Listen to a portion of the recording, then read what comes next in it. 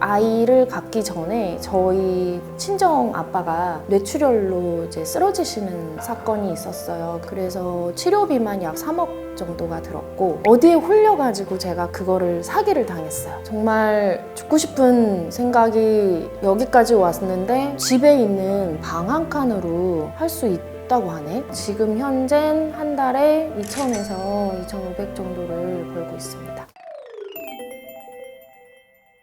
네, 여러분 안녕하세요. 행크 초대석의 송 사무장입니다. 오랜만에 특별한 손님을 모셨습니다. 의상부터 좀 빛이 납니다. 네, 특별 게스트 옥구슬 언니님을 모셨습니다. 네, 반갑습니다. 안녕하세요. 네, 본인 소개 간단히 부탁드리겠습니다.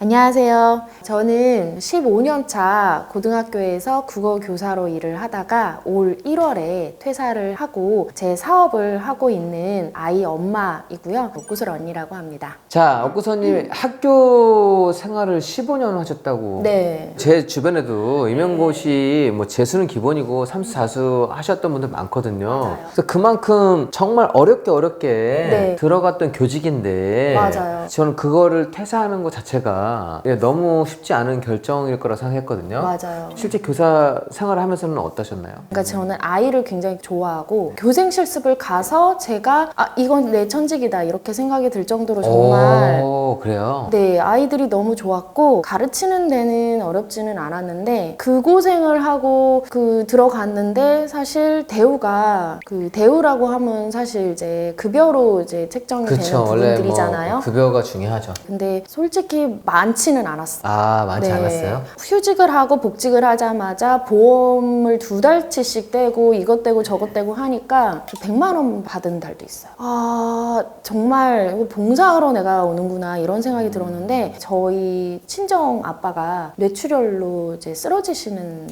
사건이 있었어요. 지금은 정말 많이 호전이 되시긴 하셨는데 가족분들 중에 뇌출혈 환자가 있으신 분들은 저의 말을 정말 공감을 하실 텐데 돈이 정말 많이 들어요. 그래서 치료비만 약 3억 정도가 들었고 치료비보다 더 무서운 게 뭔지 아세요? 뭔가요? 간병비예요. 아, 간병비. 네, 제가 형제가 없어요. 아, 제가 그래요? 혼자예요. 진짜요? 네, 외동딸이라. 그럼 엄청나게 부담이 크셨겠네요. 네, 근데 월급을 온전히 다 간병비로 썼어요. 그 한 달 간병비가 한 350만 원 정도 들었어요. 하루에 한 10만 원에서 12만 원 정도가 들었거든요, 그 당시에. 그래서 그거를 온전히 제가 다 대다가 아이를 낳으면서 이제 휴직을 하면서 제 월급이 제로가 되니까 그걸 더 이상 할 수가 없게 된 거예요. 참 불행이 올 때는 동시에 오더라고요. 제가 그때 당시만 해도 그래도 2주택자였거든요. 한 집을 팔고 거기서 이제 돈을 받아놓은 게 제 통장에 들어있었는데 어디에 홀려가지고 그거를 사기를 당했어요. 그래서 3억이라는 큰 돈을 한순간에 날려버리는 사건이 생겼어요. 3억이면 엄청 네. 큰데요? 근데 그 속았다라는 사실을 깨달은 순간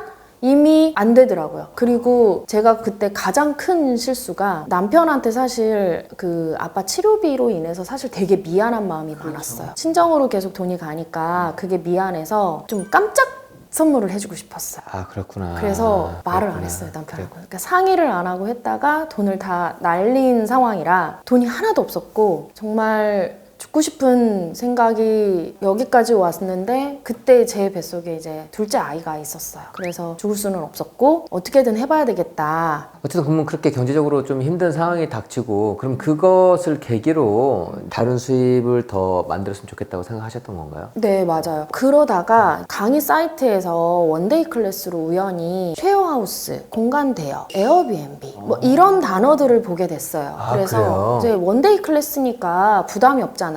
집에 있는 방 한 칸으로 할 수 있다고 하네? 이런 이제 얘기를 하시는 거예요, 강사님께서. 네. 그래서 그러면 제가 그 당시에 이제 결혼을 해서 저희 친정집에 방이 2개가 비어 있었어요. 그래서 프로토 테스트를 한번 해보자. 엄마가 어차피 안방을 쓰니까 바깥쪽에 있는 방 하나를 한번 올려보자 했어요. 그랬더니 이제 저희 엄마가 처음엔 조금 꺼려 하셨어요.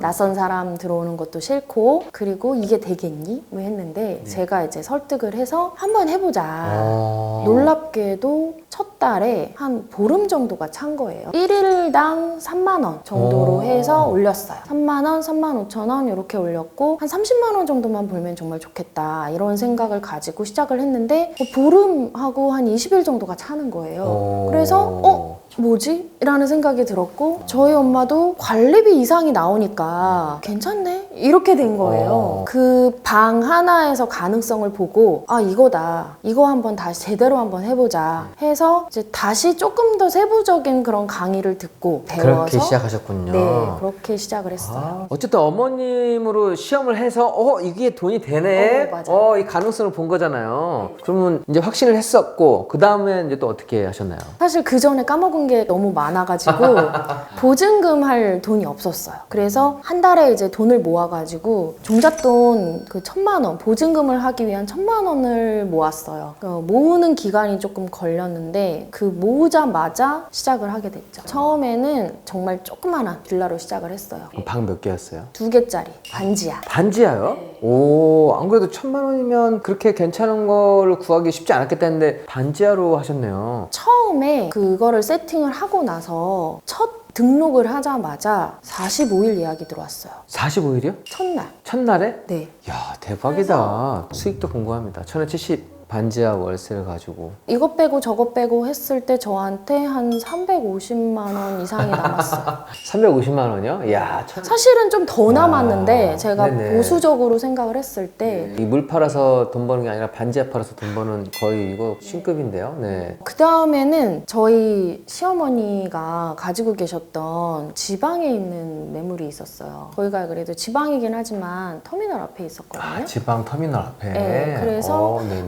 거기는 지금 거의 오토로 돌아가요. 아, 그래요? 지방이니까. 그래서 이렇게 하는 게 맞구나라는 네네. 생각이 들면서 이제 주변에 육아를 하면서 약간 경단녀 친구들이 좀 있었어요. 무슨 얘기를 하다가 너는 요즘 어떻게 지내니? 라고 하다가 이런 거 하면은 좀 돈이 돼 라는 얘기를 이제 우연히 하게 된 거예요. 네네. 근데 그 중에 한 명이 나도 한번 해볼게. 해보고 싶어. 친구분한테. 네, 그래서 제가 밥 한 번 얻어먹고 이렇게 매물을 찾아서 세팅을 해봐라고 이제 도움을 줬어요. 네네. 결과는 어땠나요? 조금 더 작은 사이즈였는데 네. 한 달에 한 150 정도가 나오더라고요. 위기가 기회인 것처럼 직장인에서 조금 더 큰 사업가로 그동안에 또 산전수전 다 겪어봤으니까 네. 그리고 어느 정도 실험 대상을 해서 몇 가지 성공 요소를 갖췄으니까 아예 그럼 본격적으로 시작하신 건가요? 아이 셋을 이제 키우기 시작하면서 다양하게 공간 대여를 하기 시작을 했어요. 네. 그래서 그래요? 숙소 세팅도 했고 그리고 지금 현재 이제 파티룸도 운영을 하고 있고요. 그리고 단기 임대도 하고 있고요. 단기 임대까지. 네, 숙박을 좀 제대로 통건물에서 하고 싶다라는 생각이 들어서 지금 현재는 중소형 숙박업소 모텔도 운영을 하고 있습니다. 야, 이 뭐 반지하에서 지금 에어비앤비 했다가 거의 진짜 공간으로 임대할 수 있는 거는 지금 다 해보신 거네요. 네. 어머님도 세팅해 주셨고 시어머니 것도 해서 다른 분도 이렇게 좀 좋은 결과를 냈으니까 그래서 강의를 좀 시작하게 되셨네요. 네, 그 아까 밥 얻어먹으면서 가르쳐줬던 친구가 네네. 어느 정도 성과를 내고 그게 이제 조금 소문이 났어요. 그래서 또 다른 친구도 좀 제가 도움을 주게 됐어요. 아, 네네. 이제 제가 이제 전화로 한 2시간 정도를 이야기를 해주고 전화 2시간 개인 과외네요. 네, 개인 과외를 이렇게 해줬어요. 그래서 그런 얘기를 했더니 그 친구들이 그러지 말고 그냥 제대로 한번 소액의 돈을 받고 원데이 클래스를 한번 좀 제대로 열어보는 게 어때? 아, 라고 네네. 저한테 이제 권한 거예요. 그래서 그때 이제 2시간짜리 원데이 클래스를 3만 원, 5만 원 제가 받았던 것처럼 2시간 이 전화 과외를 했던 게 개인 과외에서 이제 또 네. 한번 원데이 클래스로 네. 요청에 의해서 한번 하시게 네. 된 거네요. 네. 그게 처음 하게 된 계기였어요? 네, 그게 아. 계기였어요. 원데이 클래스 반응은 어땠나요? 수강생분들이 받아보시면 정말 A부터 Z까지를 다 알려준다라고 얘기를 하셔요. 꼼꼼하고 덮어주면 최고네요. 다 알려드리고 그 제가 이제 수강생분들한테 교환 외에 세팅을 할 때 필요한 자료들을 비밀 창고라고 해가지고 이렇게 드려요. 그 붙이는 그런 스티커까지 분리수거 이렇게 붙이는 스티커. 것까지 그거 정말 중요하거든요. 만들려면 좀 또 고생이고 네, 만들려면 고생이죠. 네, 그리고 당근마켓에 그 청소 여사님 구하는 그런 멘트 오, 이런 것까지. 정말요? 그런 멘트도 대박이다. 다 드려요. 아, 그래서 네네. 이런 것까지 다 챙겨주시네요. 감사합니다. 이런 얘기를 굉장히 많이 하시더라고요. 본인 거를 정말 다 퍼주시네요. 지금 뭐 외도민이다, 뭐 공유 숙박이다 이런 게 되게 많잖아요. 네. 그러면 옷구슬 언니님만의 뭐 이렇게 좀 차별화? 이런 차이점이 있나요? 제일 고민하셔야 되는 건 사실 어디에 어떻게 해야 되느냐예요. 어디에 어떻게. 수요가 많은 동네라고 해서 무조건 사람들이 홍대, 강남, 마포 이렇게 생각하시는데 그 찾다 보면 숨은 곳들이 있거든요. 생각보다 여기는 이 숙소 하나가 혼자 다 하고 있네? 약간 이런 공간들이 있어요. 그런 것들을 찾아보시면 좋고, 당연히 관광객들이 넘치는 곳들은 당연히 잘 되는 숙소가 더 많아요.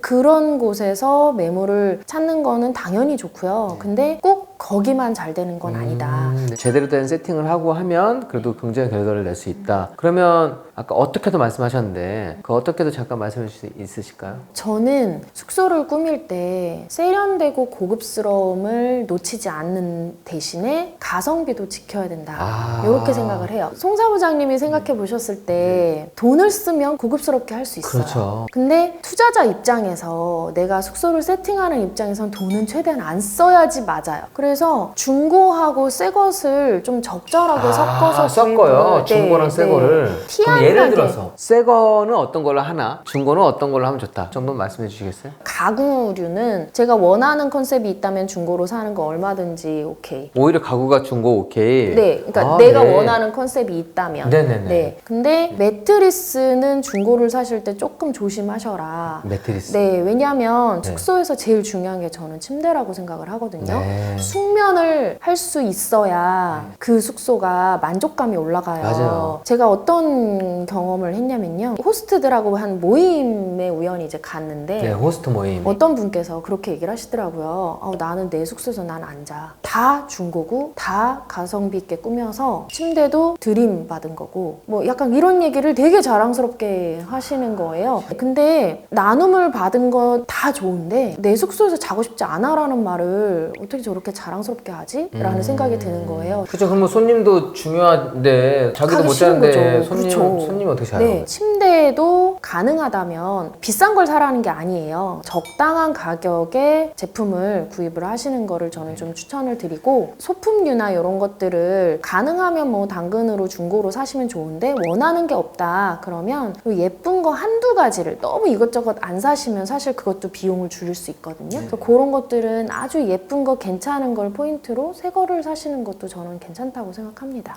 좋습니다. 그래서 좀 질문을 하나 하고 싶은데 네. 아까 어쨌든 학교 선생님 했을 때 제가 연봉은 물어봤잖아요. 네. 현재는 이걸 했을 때 수입이 어느 정도 됐는지 궁금합니다. 교사 월급으로는 한 달에 한 평균 250에서 300 정도를 벌었다면 지금 현재는 한 달에 2,000에서 2,500 정도를 벌고 있습니다. 한 10배가 올라간 거네요, 그래도. 네, 뭐 약간의 성수기와 비수기 차이가 좀 있기는 하지만 그래도 안정적으로 네. 수익을 잘 내고 있습니다. 그래요? 그럼 그것도 궁금할 것 같아요. 이게 수입이 250일 때 생활하고 그 수입이 좀 이렇게 여유가 생겼잖아요. 네. 이때 또 생활에서는 어떻게 차이점이 생겼나요? 남한테 아쉬운 소리 안 하고요. 그리고 시어머님께 용돈도 잘 드리고 있고. 시어머니께도 용돈 드리고. 크게 그렇다고 해서 제가 막 돈을 펑펑 쓰고 다니는 게 아니기 그렇죠. 때문에 네. 생활은 사실 크게 다르지 않아요. 생활은 크게 다르지 않지만 네. 어느 정도 좀 여유가 생겼고 심적으로 통장 잔고가 사실 마음의 여유가 그렇죠. 되더라고요. 네. 근데 이제 모아놔야 그 다음 넥스트를 저도 할 수 있기 때문에 또 손해를 봤던 것들이 전에 있었잖아요. 그렇죠. 그래서 그걸 다시 만회하려면 아직 멀었기 때문에 열심히 살고 있습니다. 네네. 네.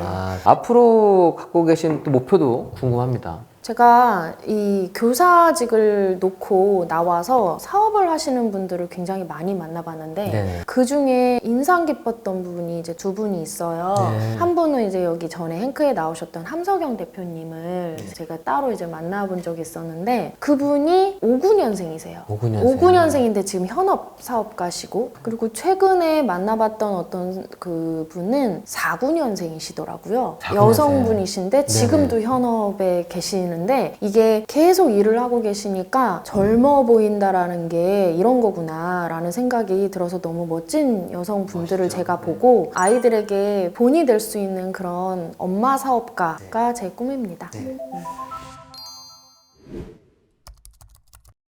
행크에서도 정말 공무원도 많이 오시고 학교 선생님도 많이 오셨는데 도전을 해서 좋은 성과 만들어낸 분들이 너무 많이 계십니다. 우리 옥구슬 언니님도 그런 분이고, 이렇게 내가 직장인이지만 도전을 하면 좋은 결과를 만들어낼 수 있다는 거, 그 부분 먼저 좀 보여드리고 싶었고요. 정말 많은 부업들이 있지만 그 중에서 그래도 안정감 있고 성공 확률이 좀 높은 부분을 좀 소개를 해드리고 싶었습니다. 그래서 많은 분들의 니즈를 좀 충족할 수 있는 그런 영상이 아닌가 생각을 합니다. 오늘 어떠셨어요? 인터뷰 해보니까.